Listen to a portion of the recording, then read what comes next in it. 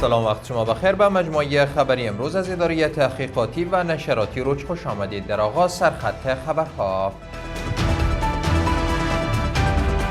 دیدار وزیر صحت عامه با مسئولین صحی ولسوالی‌های ولایات مختلف کشور،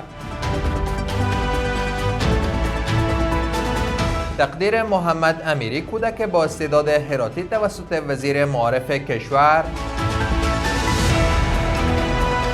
و شهادت 3 فلسطینی در حمله هوایی رژیم اسرائیل در نوار غزه. امروز سه‌شنبه 23 ماه جدی سال 1404 خورشیدی در ادامه مشروع خبرها: مولوی نورجلال جلالی وزیر صحت عامه با مسئولین صحی ولسوالی‌های ولایات مختلف کشور دیدار کرد.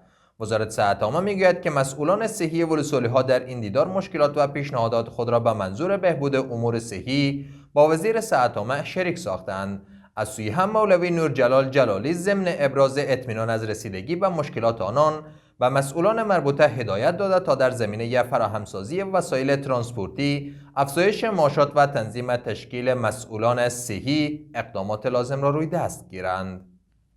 مولوی حبیب الله آقا وزیر معارف کشور از محمد امیری 9 ساله یکی از شاگردان با استعداد ولایت هرات تقدیر و تحسین کرد.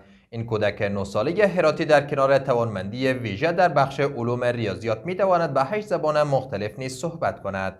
وزیر معارف در جریان تقدیر از این کودک اطمینان داده که ادامه و تکمیل تحصیل وی را حمایت می‌کند. مولوی حبیب الله آقا همچنین وی را توصیه کرد که تحصیلات خود را در داخل کشور به پایان برساند. سازمان جهانی صحت میگوید که دولت ژاپن $240,000 آمریکایی برای تقویت خدمات صحی در افغانستان کمک کرده است. این سازمان افزوده است که با این بودجه مراقبت‌های مداوم نجات بخش برای آسیب پذیرترین افراد از جمله زنان، کودکان و خانواده‌های آواره ارائه می شود.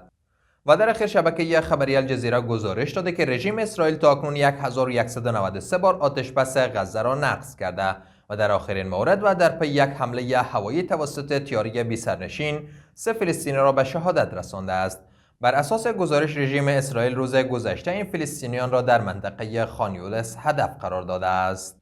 جهان سپاس از توجه و همراهیتان. برای تازه‌ترین های افغانستان، منطقه و جهان سری بزنید به صفحات اجتماعی ما در تلگرام، واتساپ و اکس.